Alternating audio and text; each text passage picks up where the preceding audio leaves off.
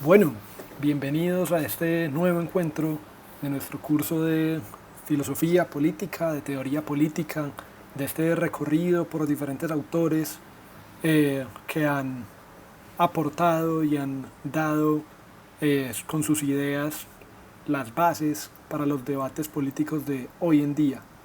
Es gracias a estos autores que vamos a poder entender con mayor claridad qué es lo que está sucediendo en nuestro día a día, en nuestro contexto, sin tantos ruidos que a veces parecen distraernos de dónde están los debates de fondo realmente.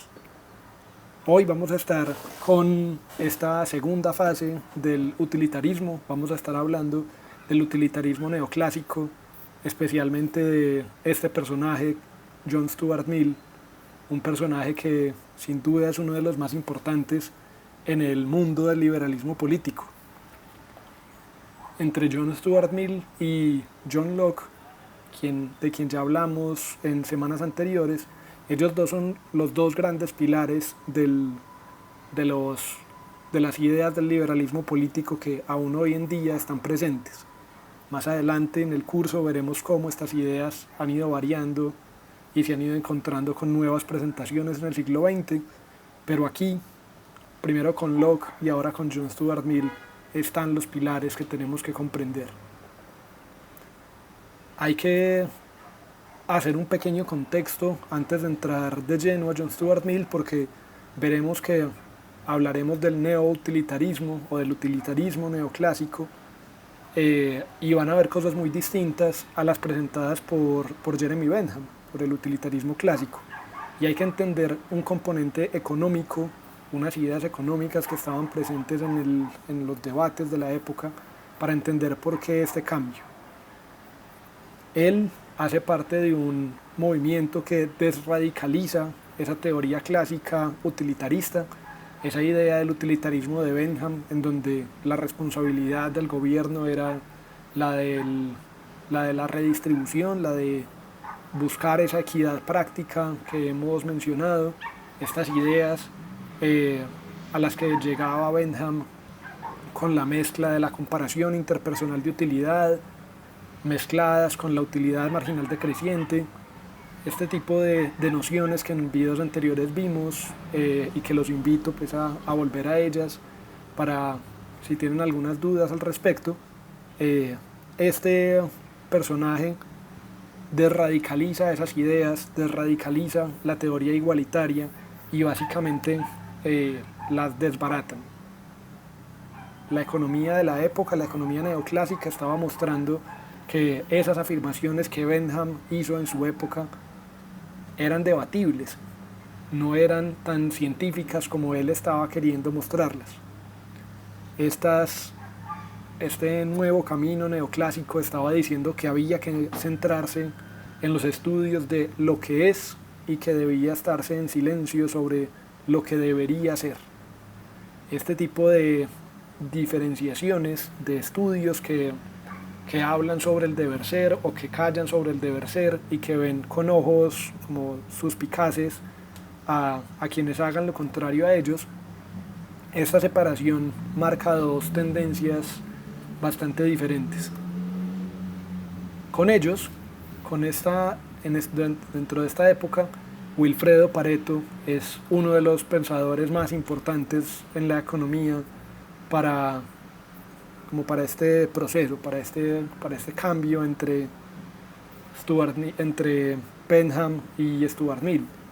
Pareto es un gran economista que poco interés tendría por las preguntas de nuestro curso, por las preguntas que nos hemos estado haciendo, pero es un gran autor que aporta a la teoría de precios moderna, que empieza a construir las nociones y las ideas sobre el comportamiento de los mercados, siempre con la menor información posible, siempre diciendo que esa información era muy difícil de conseguir, era difícil acceder a ella, entonces que siempre había que trabajar con la menor cantidad de información posible, muy distinto a como lo hacía Bentham, que partía de muchos supuestos psicológicos y de cómo funcionábamos todos. Pareto afirmaba también que no se podía hacer esa comparación interpersonal de utilidad, esta idea en la que podemos coger mis placeres y ponerles un valor y luego compararlos con los dolores de otra persona y poder hacer ese tipo de intercambios de utilidad, de felicidad, de bienestar entre unos y otros. Pareto nos diría y estaría planteando que esa información no hay cómo conocerla, no hay cómo saberla. Con él, la ciencia dinámica de los mercados despega y coge una fuerza muy, muy, muy importante, una idea que, que a lo largo de todo un movimiento conocido como en gran medida como la economía neoclásica, un movimiento que iba a cambiar el mundo por completo, que iba a cambiar las nociones de economía que se tenían en la época y que iban a tener por tanto implicaciones políticas, sociales y culturales que aún hoy asumimos como verdaderas en gran medida. Pareto planteaba y partía de estas tres ideas, de estos tres conceptos: las curvas de indiferencia, la utilidad marginal decreciente y el principio de transitividad. En gran medida ya hemos hablado de todas en sesiones anteriores, pero un rápido recorderis aquí. Las curvas de indiferencia sería la idea de, pues, en este gráfico, en donde está la persona A, la utilidad de la persona A. En la línea vertical encontraríamos la cantidad de botellas de vino que tiene esa persona. En la línea horizontal encontraría la cantidad de pedazos de pan que tiene esta persona. Lo que iba a estar diciendo Pareto es, pues, las curvas de indiferencia son estas curvas que vemos acá, las curvas que vemos como L1, L2, L3 y L4, y nos va a decir en cualquier parte de esa curva la utilidad total va a ser la misma. La utilidad total, si tú tienes 6 pedazos de pan y una botella de vino, es la misma utilidad que vas a tener si tienes 6 botellas de vino y un pedazo de pan. Algo debatible para algunos, pero vamos a ver pues, que hacia esto es hacia lo que iba Pareto. Esta era la curva de la indiferencia, o que tenías dos botellas de vino y dos botellas de pan y 2 pedazos de pan, y ibas a estar en esta misma curva. La utilidad iba a ser la misma. La utilidad marginal decreciente es la idea de que a mayor medida, en mayor número se tengan los bienes, menos utilidad va dando con cada bien nuevo que vaya llegando. Por eso, como ven acá, si tienes una rodaja de pan, tienes una gran cantidad de utilidad. Si tienes 2 rodajas de panes, vas teniendo menos. Cada una de las utilidades se van viendo disminuidas. Vean que acá la forma de la curva cambia con respecto a la cantidad total que se tiene de cada uno de los bienes. Y el principio de transitividad es que se pueden entonces se pueden sumar este tipo de bienes, se pueden coger los bienes, pues, transformar la cantidad del bien que produce tener pan a el bien que produce tener vino.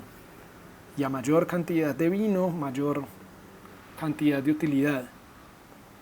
Ahora, esto lo complementaba él, este gráfico ya es un poco más, tiene más información, pero no hay que asustarse con ella porque todo es bastante sencillo. Este gráfico ya lo que nos va a estar mostrando es no una sola persona. En una sola persona este es el gráfico que tenemos, con la cantidad de botellas y la cantidad de pedazos de pan que tiene, y acá tendríamos un número total de utilidad para la persona A. Aquí ya tenemos una transacción, ya tenemos la utilidad de la persona A, está en esta parte vertical, y tendríamos otra persona B en la parte vertical, cada una con sus pedazos de pan y con sus botellas de vino. Él lo que estaba diciendo es, las transacciones libres de los mercados funcionan solamente si hay un gana-gana en los dos lados. Si estamos en este lugar X, Si partimos de X como status quo, como el punto de partida, si partimos de ahí, solamente vamos a estar haciendo transacciones, solamente vamos a negociar, solamente yo te voy a dar panes para que tú me des botellas de vino, si a los dos nos está saliendo bien, si los dos estamos viéndonos beneficiados. Si hacemos una primera transacción así, libremente, sin ninguna presión, vamos a pasar de X a Y. Vamos a estar incrementando la utilidad los dos. Miren que acá estábamos en una utilidad de B bajita, en una utilidad de A bajita. Si nos movimos hacia X, hacia Y, tanto la persona de abajo como la persona de arriba, la persona que está en el eje horizontal como la persona que está en el eje vertical, va a estar viendo incrementada su utilidad, va a estar aumentando su bienestar, su felicidad, como quieran llamarlo. Lo mismo pasa si vuelven a intercambiar y vuelven a intercambiar hasta que llega a un punto que es este punto Z, que es lo que él llama la frontera de posibilidad. Es el punto donde ya los dos frentes, las dos personas que estaban intercambiando libremente en el mercado, llegan a un punto en el que ya no hay una transacción como buena para ninguno de los dos. Yo ya te ofrezco un cambio y a ti no te sirve, y el cambio que tú me ofreces como en respuesta para que tú ganes también, ya a mí tampoco me sirve. Esa frontera de posibilidad existía para Pareto, y esa frontera de posibilidad marcaba el límite del libre mercado. El mercado tenía un techo al que se llegaba, y de ahí ya lo que sucedería es que iríamos entonces a buscar a otra persona simplemente para hacer la libre transacción. Con estas ideas, Pareto lo que estaba diciendo es que pues, no decía que no podía haber redistribución, sino que decía que no había cómo probar que hubiera redistribución. Con estas ideas todos estábamos diciendo que pues, él estaba diciendo que en el libre mercado teníamos que partir era de un gana-gana, y que en la redistribución, con Bentham, con esta idea tan radical del utilitarismo clásico, con esta idea tan revolucionaria que él tenía, que Bentham tenía en el utilitarismo clásico, se estaba haciendo daño a alguien. Había una persona que no estaba viendo incrementada su utilidad, sino que la podía ver disminuida. Pareto escribió por todas partes que él no estaba afirmando que no pudiera haber redistribución, él lo único que estaba diciendo es que no había una prueba científica, que había que tomar era una decisión política, hacerlo o no hacerlo era una decisión política, pero aún así nada de eso importó y pasó a la historia Pareto y el utilitarismo, y la economía neoclásica como la forma de justificar que esa redistribución era completamente ilegítima. Francis Edgeworth va aún mismo en este mismo camino del utilitarismo neoclásico, de la economía neoclásica.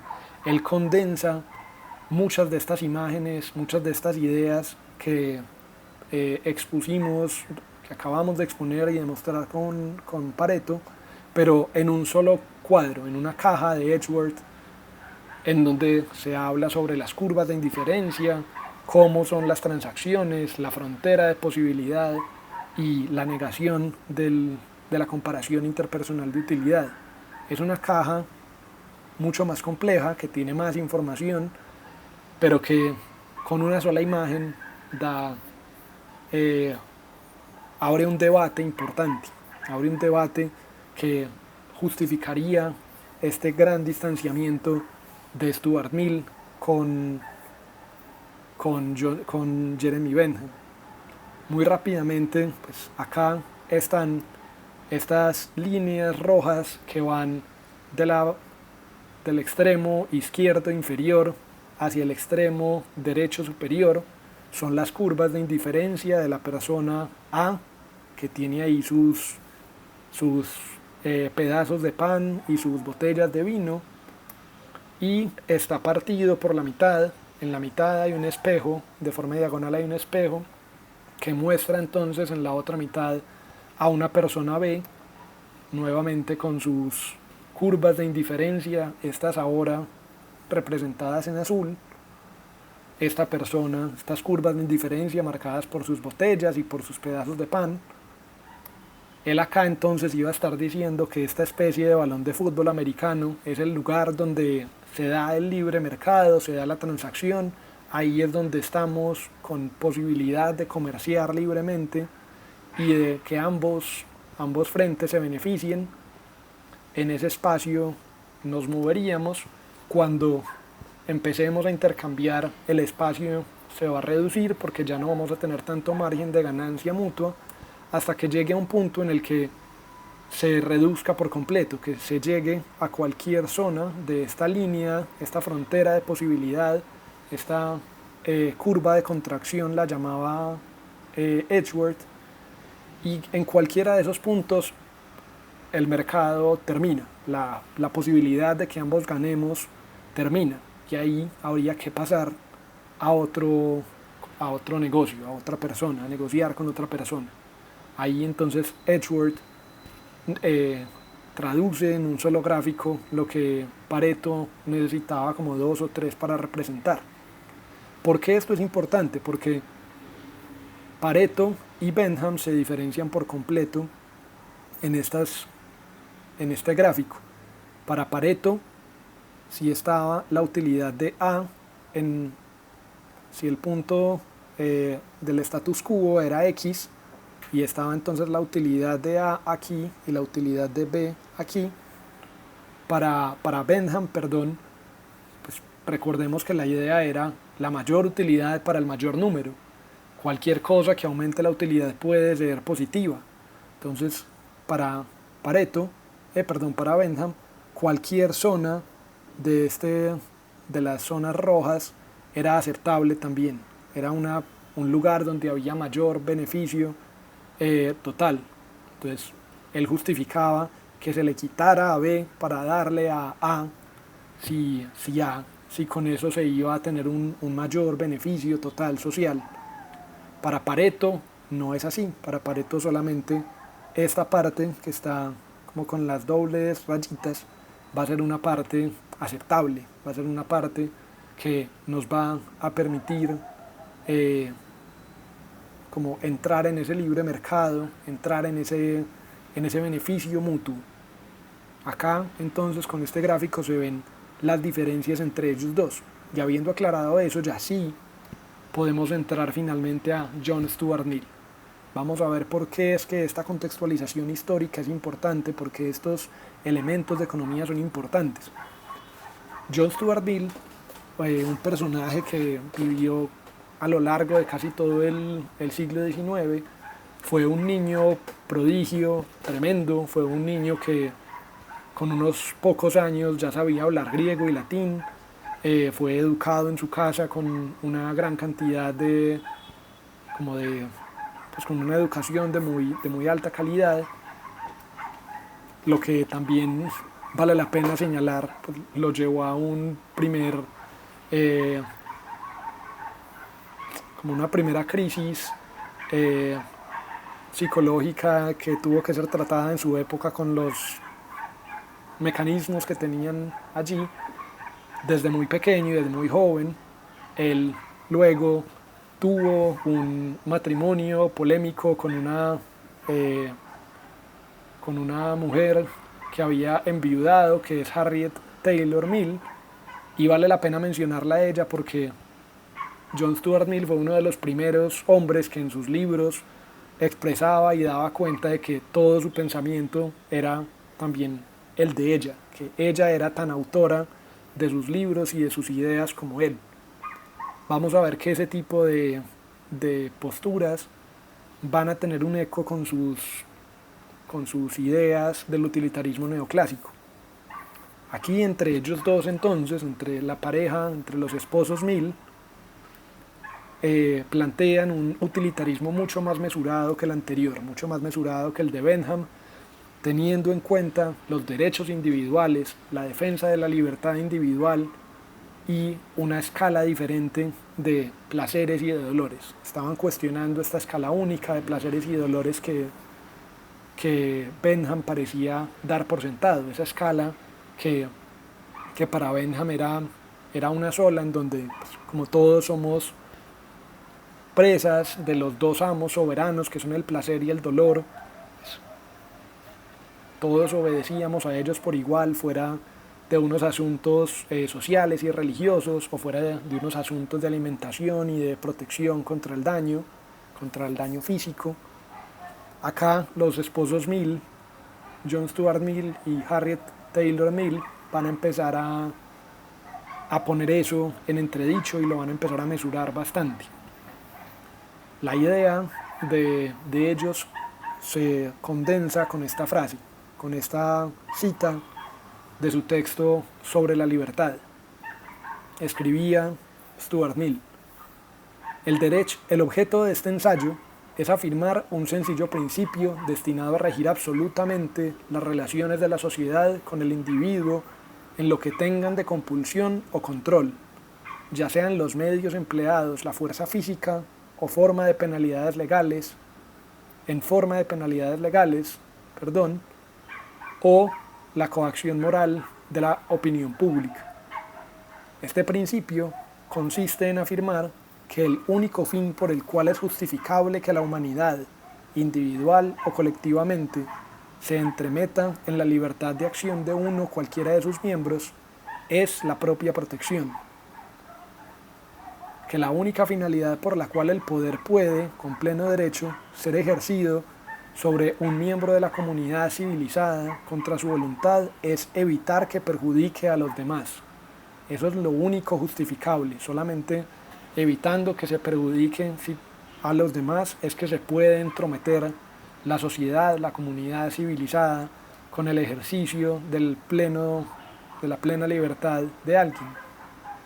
Su propio bien, físico o moral, no es justificación suficiente. Nadie puede ser obligado justificadamente a realizar o no realizar determinados actos, porque esto fuera mejor para él, porque le haría feliz, porque en opinión de los demás hacerlo sería más acertado o más justo. Estas son buenas razones para discutir, razonar y persuadirle, pero no para obligarle o causarle algún prejuicio si obra de manera diferente. O sea, que algo sea bueno para uno, que sea positivo para uno, que lo vaya a hacer mejor persona, son cosas que pueden ser usadas para intentar persuadir, pero solamente si se le está haciendo daño a un tercero, puede entrar un Estado, puede entrar una comunidad civilizada a prohibir un comportamiento. Solamente es ahí, cuando estamos haciendo daño a alguien exterior. Para justificar esto sería preciso pensar que la conducta de la que se trate de disuadirle produciría un prejuicio a algún otro. La única parte de la conducta de cada uno por la que él es responsable ante la sociedad es la que se refiere a los demás. En la parte que lo concierne meramente a él, su independencia es, de derecho, absoluta. Sobre sí mismo, sobre su cuerpo y espíritu, el individuo es soberano. Stuart Mill entonces con esta frase, que está en su primer capítulo del texto sobre la libertad, que es un super bestseller, John Stuart Mill plantea qué es esto del principio del daño. El individuo es soberano de sí mismo. Si yo no me meto con otros, si yo no le estoy haciendo daño a otros, no tienen por qué meterse con lo que yo hago. Si yo quiero ir y emborracharme hasta la muerte y hasta la inconsciencia, me pueden intentar persuadir, me pueden intentar decir porque eso es malo para mí, pero si yo no le estoy haciendo daño a alguien más, la sociedad no me lo puede prohibir. Ahora, si yo cojo un carro y yo voy a salir a manejar borracho, ya estoy poniendo en riesgo la vida de alguien más. Ya otra persona está entrando en riesgo, ya puedo estar haciéndole daño a un tercero. Ahí sí, una sociedad civilizada puede entrar a limitarme esas libertades individuales que yo tengo. Pero es solamente en ese punto. Yo puedo drogarme si quiero, yo puedo emborracharme, yo puedo decidir no estudiar, decidir libremente lo que, lo que desee, por más que la sociedad vea que, pues, o haya una idea en la sociedad de que eso es negativo. Si yo no le estoy haciendo daño a un tercero, no se deben meter conmigo. Esa es la gran defensa de los derechos individuales de Stuart Mill. Esa es la lucha contra la intromisión de la sociedad de los esposos Mill. Si las acciones son concernientes a uno mismo, no tienen por qué ser intervenidas. Si tienen acciones concernientes a otros, ahí ya el Estado sí entra a jugar. Acá entonces hay todo un sustento para la lucha contra el Estado paternalista, contra ese Estado que es el papá o el hermano mayor o la abuela que le está diciendo a uno que no deberías hacer esto porque no es lo que más te conviene, sino que el Estado está ahí solamente para protegernos de los daños que otros nos puedan hacer. Aquí nos estamos refiriendo, y Stuart Mill es muy insistente con eso, nos estamos refiriendo a la libertad entendida como la libertad civil, la libertad social, lo que hacemos en nuestro día a día. No está el debate sobre el libre albedrío del que John Locke podría estar debatiendo, del que otras personas en su época debatían, de si somos realmente libres o no, de si Dios nos dio la libertad para hacer en el mundo lo que quisiéramos con su creación. Nada de eso. John Stuart Mill no estaba interesado en eso. Hacía parte de este movimiento del utilitarismo, donde ya las reflexiones eran otras, los debates eran otros. Este tipo de problemáticas sociales y políticas estaban como cada vez más marcados por lo laico, cada vez más marcados por un componente no religioso dentro de esa organización social. Para John Stuart Mill entonces no hay ningún interés social lo suficientemente grande para que pueda ser impuesto sobre un individuo, no hay idea macro lo suficientemente defendible o de suficiente peso como para decir que vamos a aplastar las libertades individuales, y por eso mismo entonces no se puede imponer una conducta moral específica. No hay una posibilidad de decir este es tu deber ser, este es el itinerario que tienes que seguir para ser un buen ciudadano, tener un buen comportamiento. Esta era la defensa de John Stuart Mill contra la tiranía de las mayorías. La tiranía de las mayorías que estaba creciendo, que había tenido ya expresiones en esa Revolución Francesa, que había tenido un espíritu democrático muy fuerte, pero que había terminado con la guillotina, que había terminado con las calles de París ensangrentadas. Y acá entonces él estaba intentando en esta época enfrentarse con este problema, enfrentarse con estas dificultades. Vamos a ver más adelante cuando hablemos en nuestra sesión en nuestra unidad sobre democracia, vamos a ver que esta expresión de tiranía de las mayorías también es fuertemente usada por Tocqueville, pero por ahora pues, John Stuart Mill también hace referencia a estas ideas, incluso no está muy claro quién fue el que lo tomó de quién. Entonces la tiranía de las mayorías tenía que ser controlada para mantener una defensa de los derechos individuales, una defensa de las libertades individuales. Aún así, y a pesar de que parece que Stuart Mill tiene este componente de duda frente a la democracia, de control frente a la democracia, hay que decir que tiene una gran lucha por la emancipación femenina. Y acá es donde hay resonancias con lo que les mencionaba ahorita de su esposa, y por lo cual Harriet Taylor Mill es tan importante como él. Él hizo parte de un proceso, de una época de las sufragistas, el movimiento sufragista que comenzó en Inglaterra, la búsqueda por el sufragio universal, en donde no se limitara la posibilidad de voto solamente a los hombres con propiedades y con educación, sino que se incluyera también a mujeres. La mayoría de ellas también con propiedades y educación, pero ya se había ido empezando a ampliar cada vez más el panorama, y estaba ya esta entrada de las mujeres al campo político finalmente. Esto lo hacía desde una defensa por la libertad y por la democracia representativa.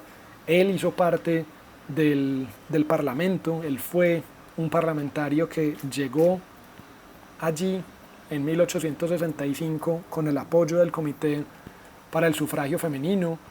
Escribe un texto junto a su esposa llamado El sometimiento de la mujer. Entonces este es un tema que no es aislado en su pensamiento, que no es como un pequeño detalle, sino que hace parte de las reflexiones de este utilitarismo más moderado, de este pensamiento de un autor sobre su época.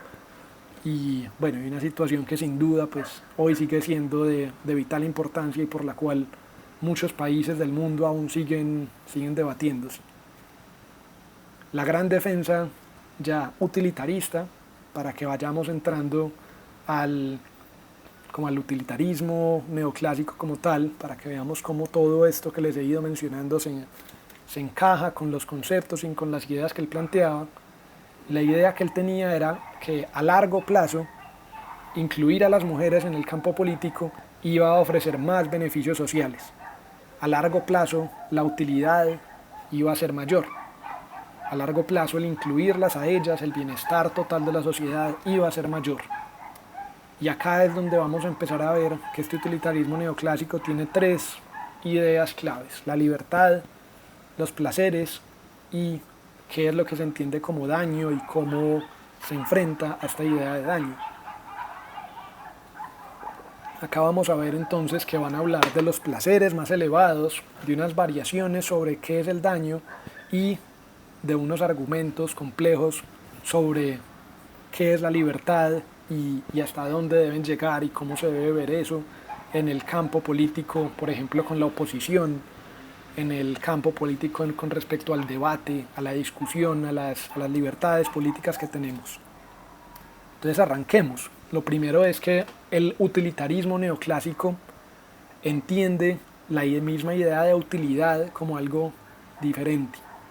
Mientras que para el utilitarismo clásico de Bentham, esta idea era como muy traducible al bienestar, a la felicidad, al estar bien, al estar satisfecho, al tener lo que se necesita para vivir, a la búsqueda del placer y la evasión del dolor. Aquí la utilidad se entiende es como, pues está marcada por unos intereses permanentes de los humanos como seres progresivos, como unos seres que van siendo cada vez más humanos, como unos seres que cada vez como que florecen más, como que buscan unas finalidades de largo plazo, tienen una capacidad de espera, no de satisfacción inmediata, sino que tienen una capacidad de mantener en control esa evasión de los dolores pues como del corto plazo, buscando y teniendo la expectativa del largo plazo, la capacidad de espera para un pago mayor, para un bien mayor. Aquí la utilidad entonces, como seres progresivos que son los humanos, como una carrera de largo plazo. La parte de la libertad también es entendida de una forma diferente, es entendida en un lenguaje más contemporáneo, en un lenguaje que presenta Isaiah Berlin, un importante autor del siglo XX. Él presenta en un libro llamado 4 ensayos sobre la libertad esta diferencia entre libertad negativa y libertad positiva. No es que sea negativa como lo malo y positiva como lo bueno, sino que es un poco en este lenguaje que utilizan mucho los psicólogos fundamentalmente. Lo negativo como lo que no está y lo positivo como lo que sí está, lo que se retira y lo que se agrega. Entonces él hablaba de la diferencia y John Stuart Mill en su época con un lenguaje un poco diferente, pues, pero hablaba esencialmente de lo mismo. Ellos hablan sobre cómo la libertad negativa es esta libertad de lo que no está, de la no dominación. Es la libertad de no ser un esclavo, de no estar bajo el dominio de alguien más, de no estar condenado a trabajar para alguien sin que tengas posibilidad de un cambio. Mientras que la libertad positiva es lo que sí está presente, son las cosas que necesitas para ser efectivamente libre. Son cosas como alimentación, como educación, como un techo. Eh, es una parte ya mucho más amplia, mucho más polémica, porque la libertad negativa está centrada y se reconoce más fácilmente, uno no ser sujeto dominado por alguien externo. La libertad positiva entra en unos debates más difíciles en donde no está tan claro qué es lo que necesitas para empoderarte de tu libertad. Ese es un poco el lenguaje. La libertad positiva es la posibilidad de empoderarse como de la vida de uno mismo, ser efectivamente soberano de uno mismo, poder decidir por uno mismo. La libertad negativa es la no dominación. Entonces, como no dominación y empoderamiento. Acá entonces tenemos ese otro componente sobre libertad que también se va construyendo en este liberalismo político del utilitarismo de John Stuart Mill. Y la parte del placer también es ampliada en este camino, en esta línea de Stuart Mill.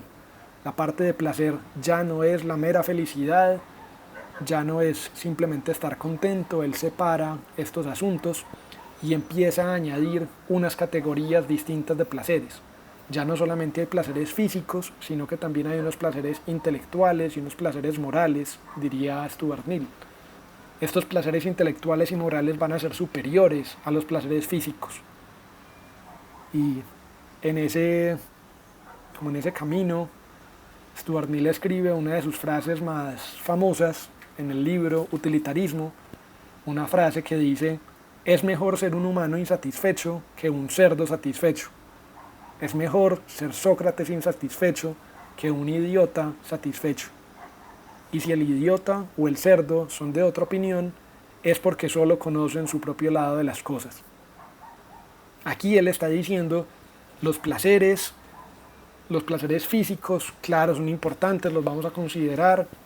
Él estaría teniéndolos en cuenta, no estaría renegando por completo de la herencia importante de Jeremy Bentham con el utilitarismo clásico, pero los placeres intelectuales y morales son superiores. La satisfacción de un humano que tiene esa capacidad de tener placeres intelectuales, de tener placeres morales, va a ser siempre superior a la de un cerdo que va a ser feliz toda su vida porque él está en una granja siendo alimentado y siendo feliz en su espacio natural, pero va a estar limitado, no va a tener la capacidad de la razón, no es un ser progresivo como el ser humano que se va construyendo cada vez más, que va teniendo unos objetivos de largo plazo. Acá entonces vemos cómo estas diferencias de utilidad, libertad y placeres distancian a Bentham de Stuart Mill, distancian estas ideas radicales de Bentham, de Jeremy Bentham, con el utilitarismo clásico, con esta idea de la redistribución, de la equidad práctica, de la responsabilidad del Estado como ese gran igualador. En cambio, a un Stuart Mill, defensor del orden, defensor de un orden establecido mucho mayor, defensor de los placeres superiores y los placeres inferiores, y vamos a ir viendo cuáles es que son esas defensas de lo establecido, del orden, de lo controlado de Stuart Mill.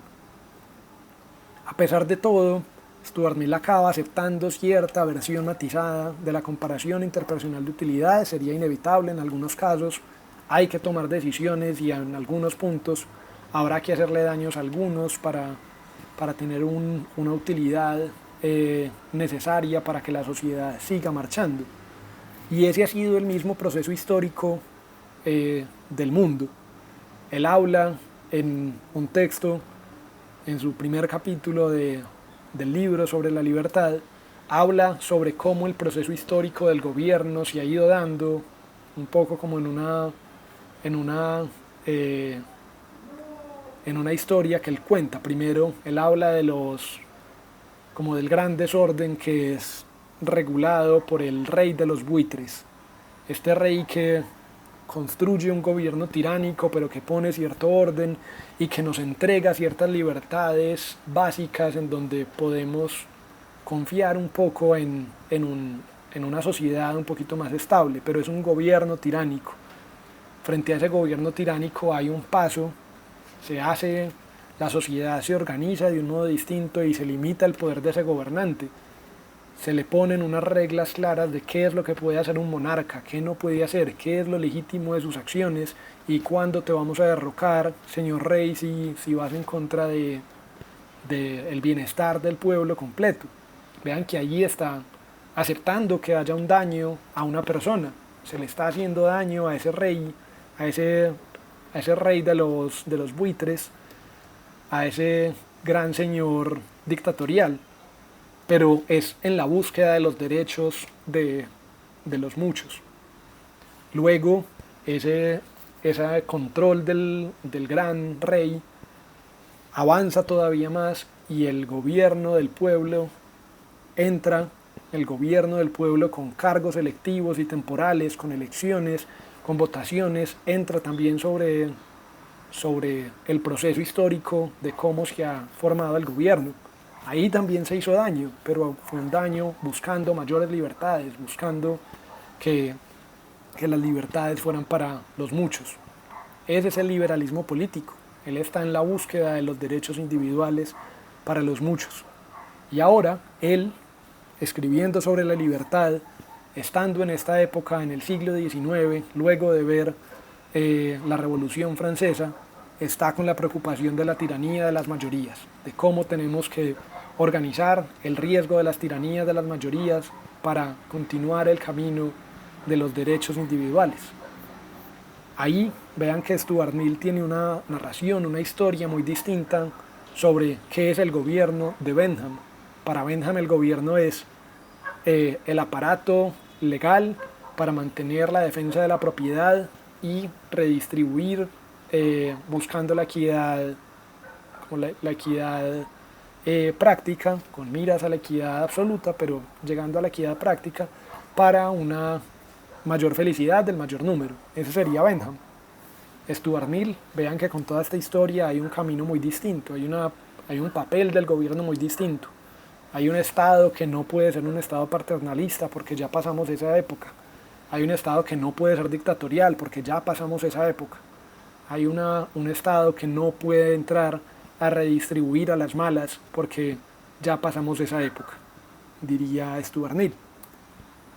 Él se apoyaba en autores como Mandeville y como Adam Smith, autores de economía de gran importancia, fundadores de lo que pues, hoy en día conocemos como el capitalismo. Aquí hay entonces una defensa y una cercanía con la idea de la mano invisible, una mano invisible que mueve el mercado, y esa mano invisible es la búsqueda de como que cuando nos comportamos egoístamente buscando nuestros intereses, eso hace que todo el sistema se maneje, se autorregule, vaya hacia un camino que es deseable, que es al que debemos dirigirnos. Ese mercado autorregulado es del que nos hablaban Pareto y Edgeworth al principio de este video, estas gráficas que veíamos y que les mostraba que son muy diferentes a las de Bentham. Aquí con estas ideas vemos la presencia entonces nuevamente de la ilustración, de los compromisos de la ilustración por la ciencia y por la libertad en este camino.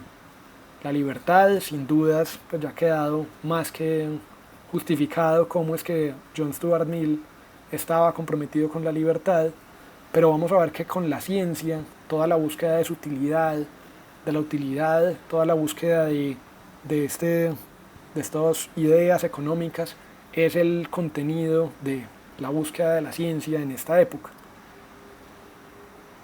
Hay varios problemas que como que le empezaron a señalar a Stuart Mill que tenía. Algunos de ellos eran problemas como que estaba vinculando los derechos a la idea de progreso social, no eran unos derechos individuales como intrínsecos, no era parte de un pensamiento moral categórico en donde pues, el derecho es sagrado por sí mismo, el derecho es inalienable, hace parte de cada ser humano, sino que era vinculado todavía en este lenguaje, como Bentham, en este lenguaje de que esto es lo mejor socialmente, esto es lo que nos da mejor utilidad social, esto es lo que nos permite conformarnos como seres progresivos, pero siempre en ese lenguaje del pensamiento moral consecuencialista más que el pensamiento moral categórico. Aún así, este tipo de críticas que se le hacen al autor, él las responde diciendo cómo es que sus ideas iban en contra de estar con el conservadurismo, con esa defensa de las costumbres, de lo que estaba dado por sentado, y él veía en esa defensa como de los derechos como algo intrínseco, una costumbre, una tradición, y que no había por qué seguir con eso. Habría que ir en el camino de la ciencia, había que poder fomentar el desarrollo libre de las facultades humanas, no porque fuera un derecho otorgado por Dios, sino porque eso es lo que éramos. Éramos seres progresivos que íbamos hacia un progreso social inminentemente lineal y constante. Decía Stuart Mill, las facultades humanas de percepción, juicio, capacidad de discriminación y actividad mental, e incluso las preferencias morales, se ejercitan solo cuando se elige. Quien hace algo porque es costumbre, no elige. No gana práctica ni en discernir ni en desear lo mejor. Lo mental y lo moral, como la fuerza muscular, mejora solo con el uso. Quien desea que el mundo, o su parte de mundo, elija su plan de vida por él, no necesita de otra facultad que la simiesca de imitar. Quien elige su plan, emplea todas sus facultades. Aquí entonces es que vemos a este Stuart Mill retador que está diciendo nada más y nunca más vamos a hacer las cosas porque son tradición o porque una institución política o religiosa nos dice que debemos actuar de ese modo.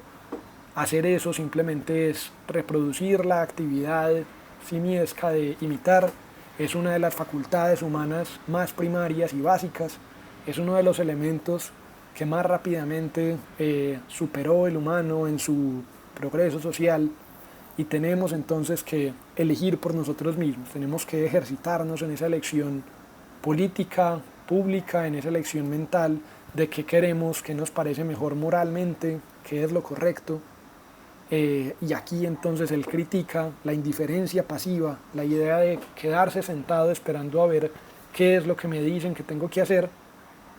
Esa actitud, esa indiferencia pasiva es el peor de los problemas sociales, es el peor de los retrasos que puede tener una sociedad, es el peor de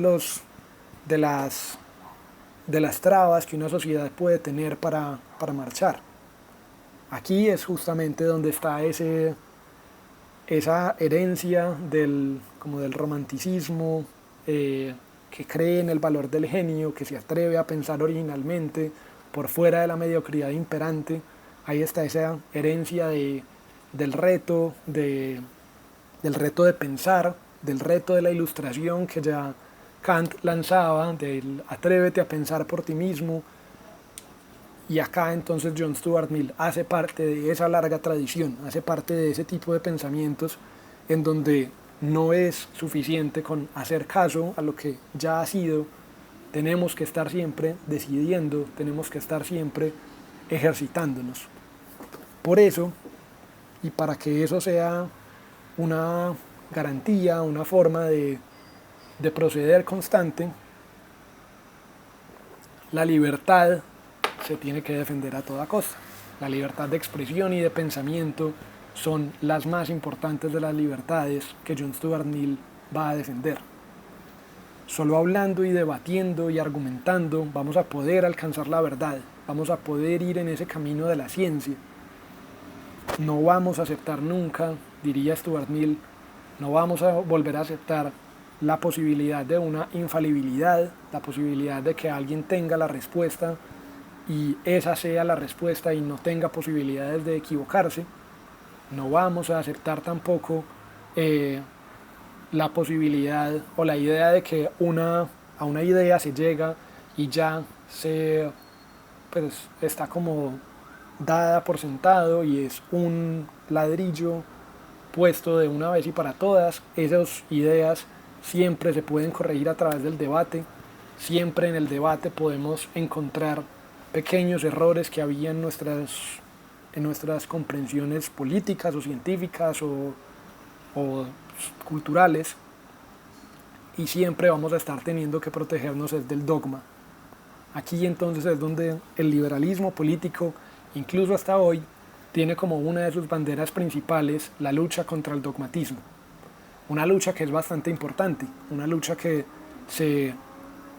como que se engrana con todo este pensamiento de poder caminar a una verdad siempre provisional, a una verdad que ya está más en la línea de las reflexiones contemporáneas de la Ilustración, una verdad que no es la certeza absoluta, que se da de una vez y para todas, sino que, como Karl Popper lo señalaba y lo presentaba como con mucha claridad, son conocimientos siempre provisionales, son conocimientos a los cuales, en los cuales siempre hay una posibilidad de falibilidad. Ya cambiamos la certeza por la falibilidad, ya tenemos desconocimientos que están ahí, que nos permiten construir sobre estas ideas, pero que no son conocimientos dogmáticos, no son conocimientos incuestionables. Siempre va a poderse debatir, siempre va a poderse ir a ellos, siempre va a poderse cuestionar. Vean que todas estas ideas son las que construyen en gran medida el entorno político en el que nosotros estamos, las ideas como básicas en las cuales muchos de las contingencias políticas, de los debates del día a día se dan. Este tipo de nociones están en la base de esos debates. Pero este tipo de nociones también defienden cosas que desafortunadamente hoy en día no parecen tener buena reputación en nuestro contexto del país, de la región y del mundo. Este tipo de defensas defienden por completo la importancia de la oposición. Sin la oposición no hay con quién debatir.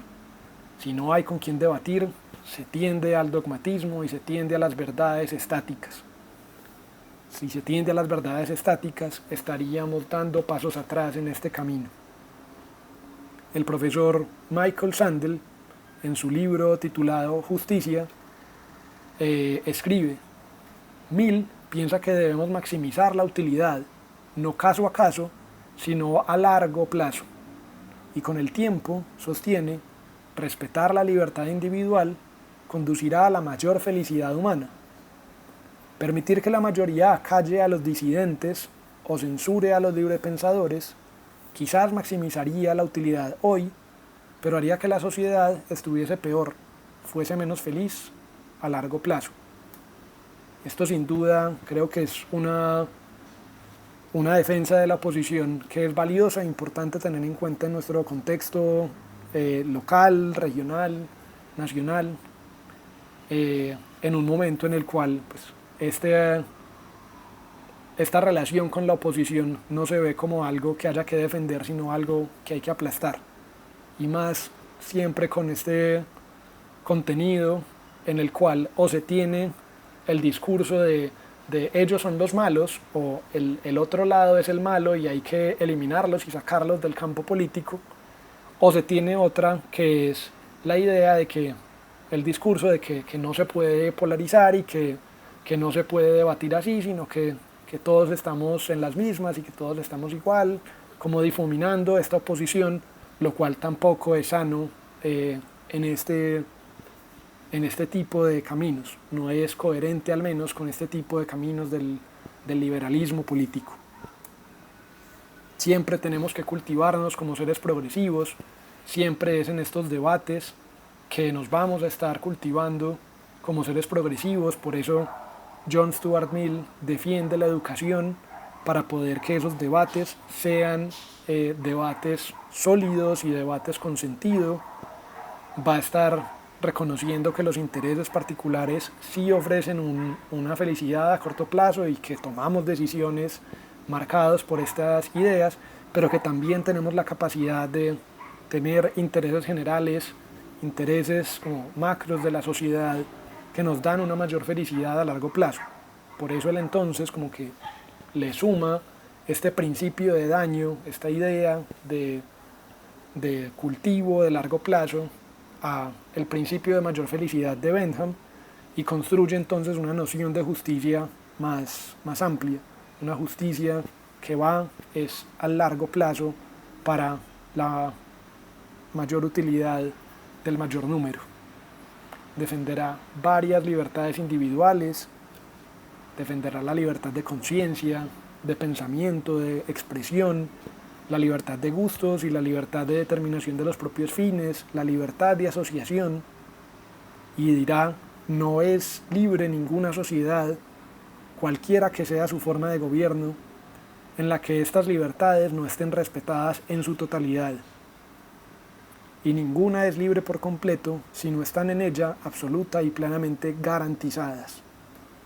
Sin dudas, en el Estado colombiano y en gran medida en muchísimos países del mundo, estamos aún en deuda de tener acceso a todas estas libertades plenamente y tenerlas garantizadas.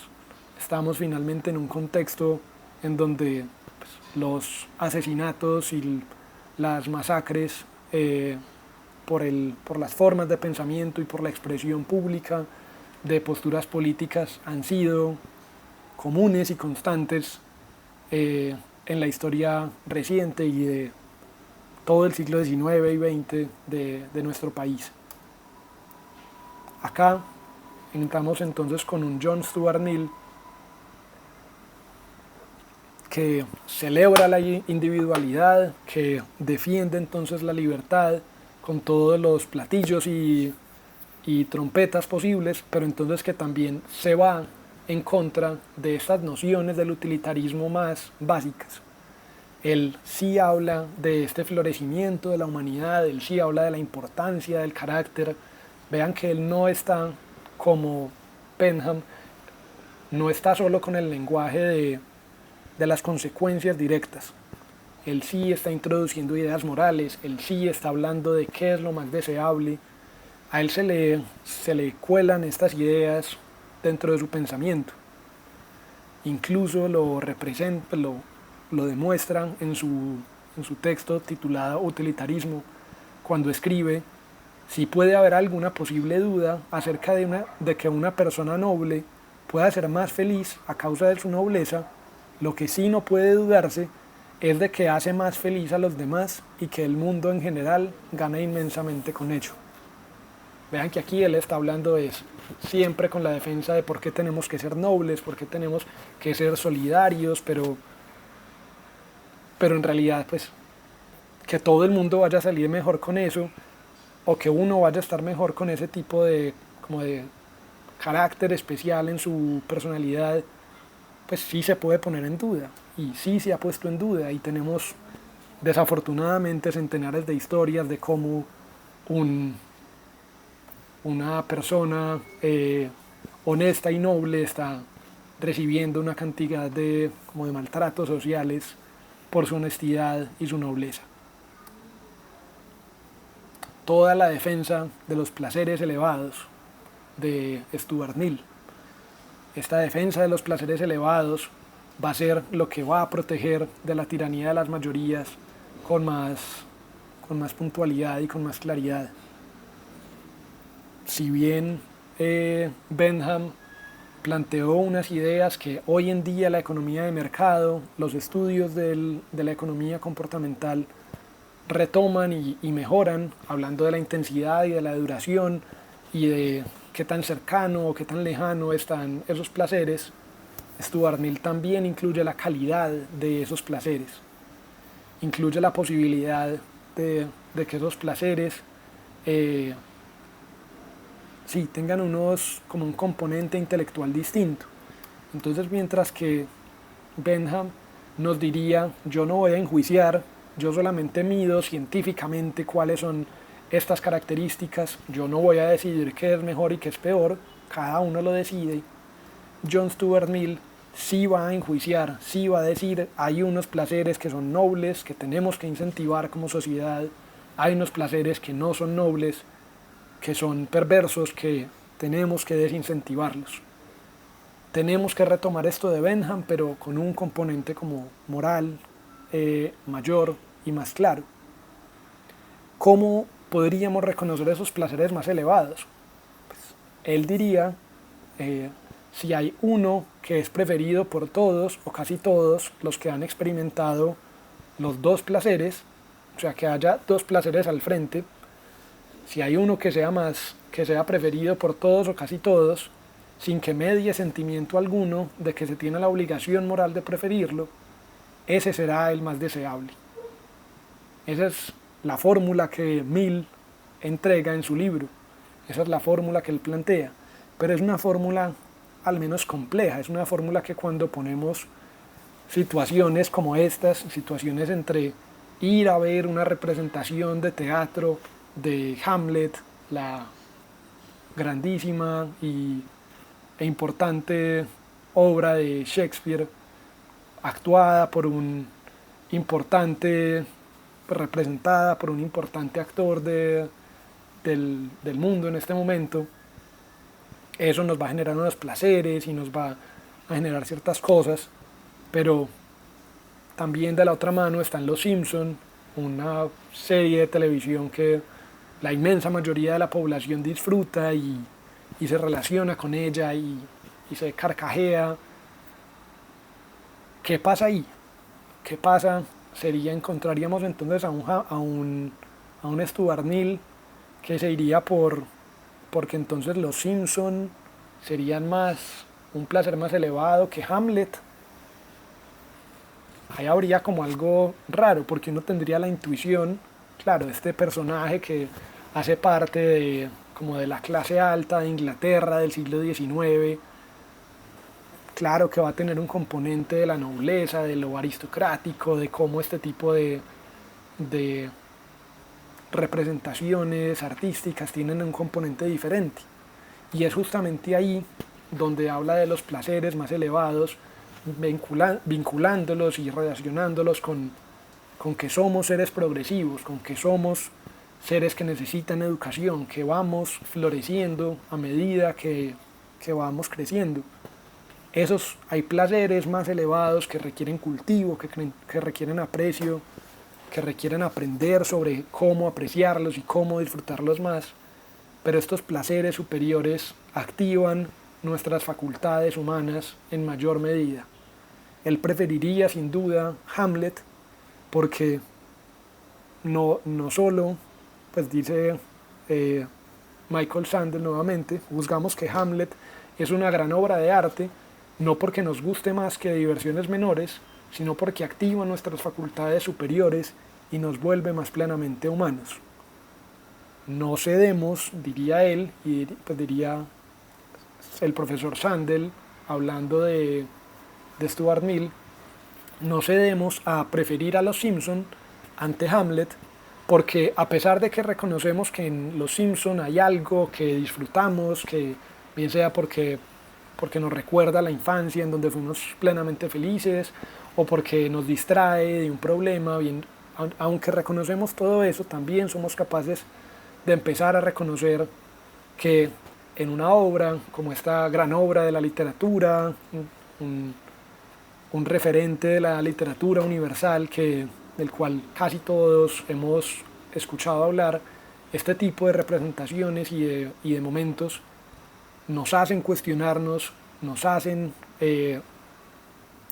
utilizar nuestras capacidades de razón, de imaginación más intensamente, nos hacen utilizar unas capacidades como de empatía, nos hacen pensar sobre la muerte, sobre la banalidad de la existencia, sobre otro montón de elementos que para él van a ser importantes, que para él pues, tenemos que reconocer como algo valioso. Finalmente, entonces, todo esto, que si ven son un montón de engranajes pequeños que están dentro de una misma máquina, todo esto se va uniendo. Aquí ya vemos entonces cómo los placeres se juntaban con la educación, con la defensa de los debates, y ahora le toca el turno a incluir la idea de la utilidad en como en este pensamiento, este último paso de la idea de la utilidad.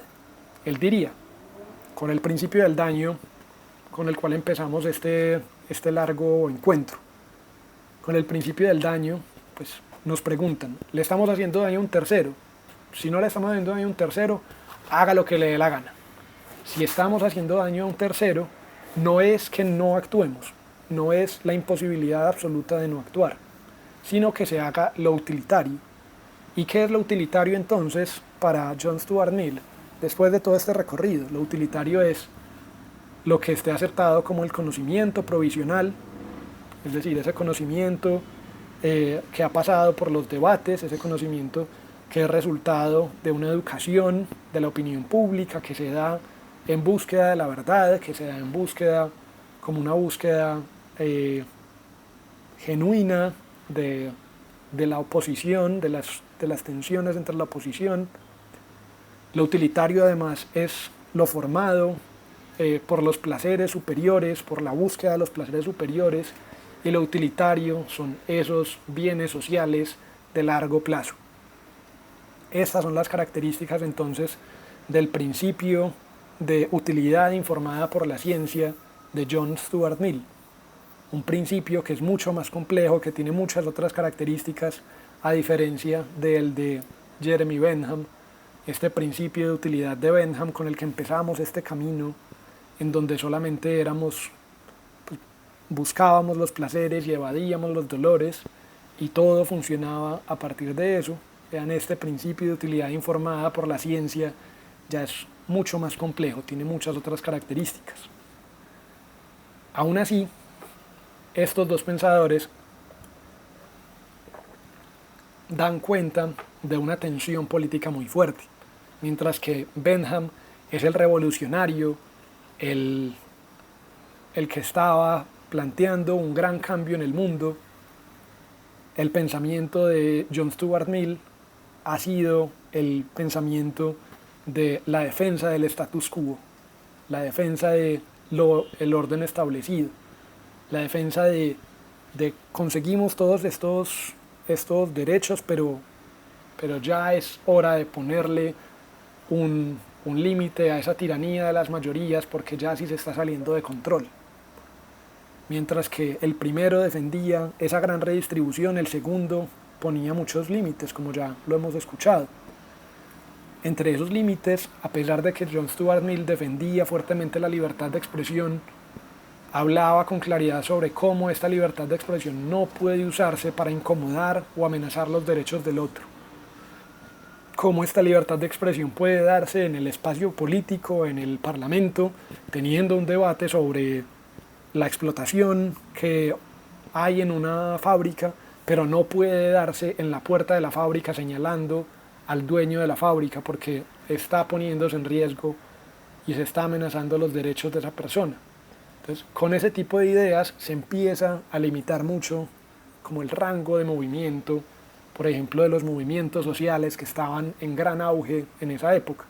Eso que John Stuart Mill veía como la tiranía de las mayorías, el problema de las masas que se estaban saliendo de control y que no sabían cuáles eran los placeres más elevados y el camino del progreso que había que seguir. Hay además una consonancia entre estas ideas de Stuart Mill con el sistema de Pareto y de Edgeworth que les mostraba ahorita, y es que son puramente procedimentales, no nos dicen nada del deber ser o desde dónde se empieza, más bien no nos dicen nada desde dónde se empieza, desde cómo podríamos solucionar ese punto inicial, sino que nos dicen solo cómo se procede, cómo son los intercambios, cómo cómo son las libertades que tengo sin meterme con las libertades del otro. Y ese,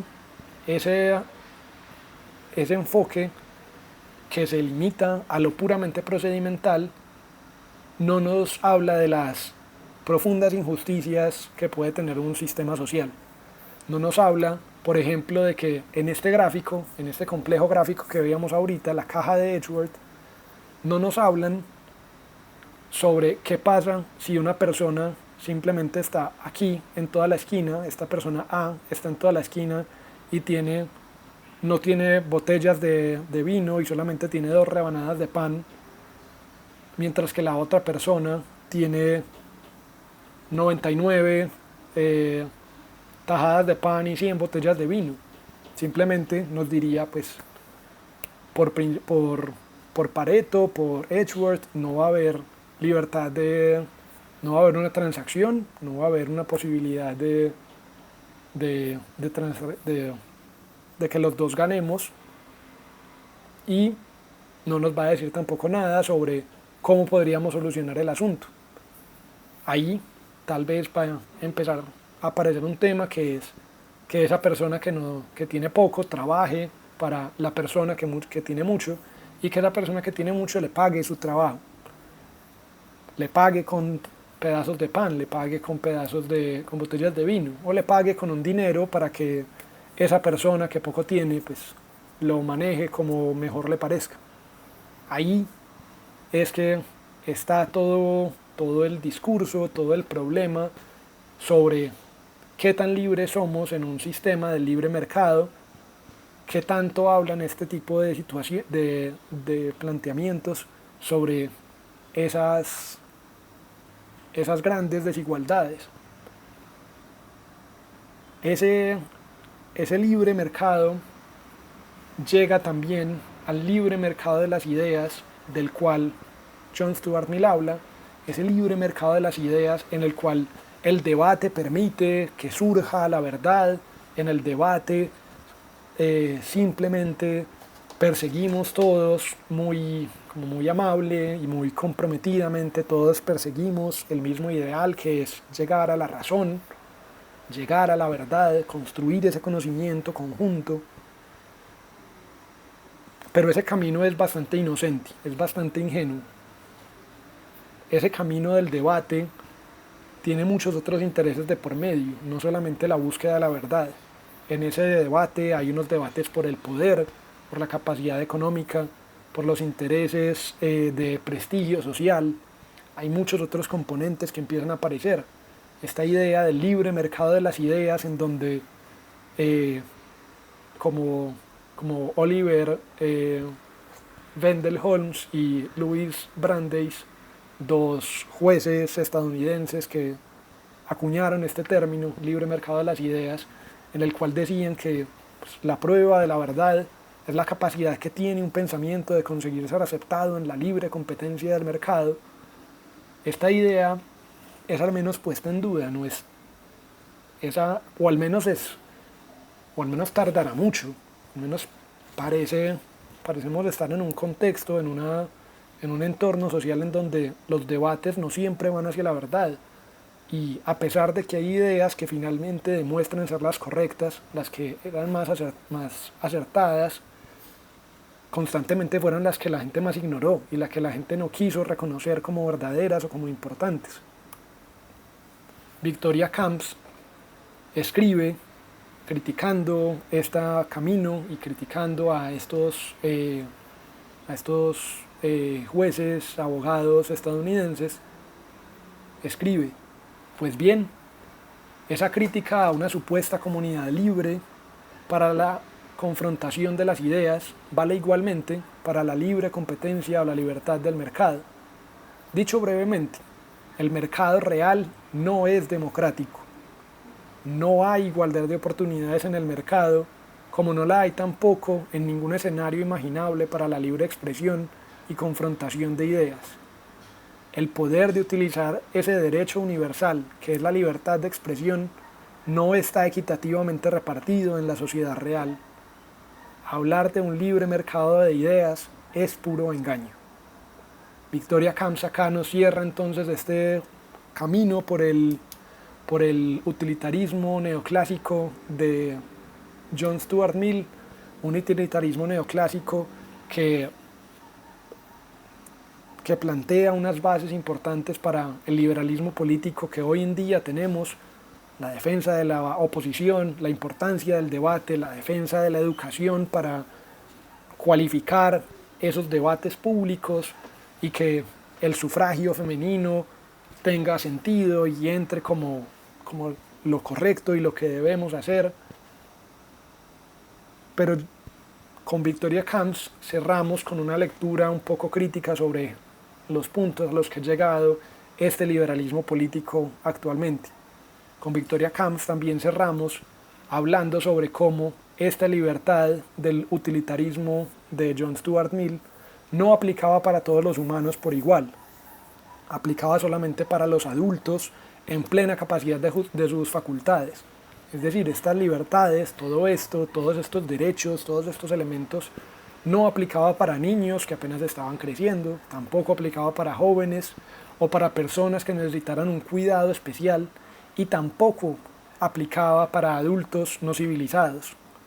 Esa parte de los adultos no civilizados es supremamente crucial porque John Stuart Mill, no siendo ajeno a su época, hacía parte de la Inglaterra que tenía colonizada a la India, a ese inmenso subcontinente indio, y trabajando, como lo hizo con la Compañía Británica de las Indias Orientales, defendía cómo es que esa colonización era aceptable, cómo es que esa colonización era lo correcto, lo que debía hacerse, era legítimo y estaba bien que esta sociedad más avanzada, que era más civilizada, evidentemente a sus ojos, llegara y le enseñara a esa manada de salvajes y bárbaros qué es lo que tenían que hacer y cómo se tenían que comportar, qué es lo que tenían que desear, cuáles eran los placeres que tenían que aprender a disfrutar y cuáles eran las educaciones y el camino educativo que tenían que seguir.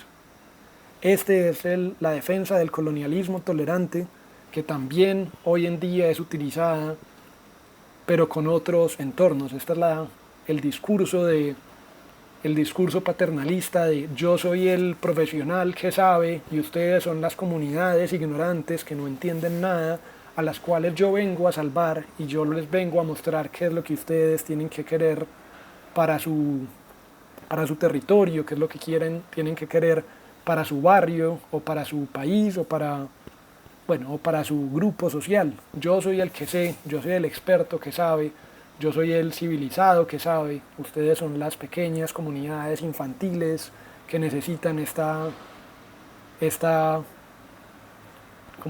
iluminación que yo ya tengo. Veamos aquí entonces que todo este discurso del liberalismo político, base de virtualmente todos los partidos políticos colombianos en la actualidad, tiene unos problemas de los cuales tenemos que ser conscientes. Acá terminamos nuestro encuentro de hoy, acá terminamos a John Stuart Mill y dejamos trazado un camino claro para lo que sería la gran oleada, la gran agitación que Karl Marx generó en el entorno político de toda Europa y de todo el mundo en el siglo XIX y en el siglo XX. Acá con el reto marxista, leyendo, los invito a leer el texto de El Manifiesto Comunista, un manifiesto que es introductorio y que por supuesto hace parte de los primeros textos del joven Karl Marx. Permite una entrada a este tipo de planteamientos que ya va a estar interesado en hablarnos sobre esas injusticias que el utilitarismo neoclásico parecía callar. Va a estar hablando sobre esa opresión, va a estar hablando sobre la explotación, sobre la desigualdad. Así que les agradezco mucho la atención, espero que disfruten el texto recomendado para la próxima semana y que hayan podido y puedan visitar el texto de esta semana, que era John Stuart Mill con su texto sobre la libertad. Les agradezco mucho la atención y hasta pronto.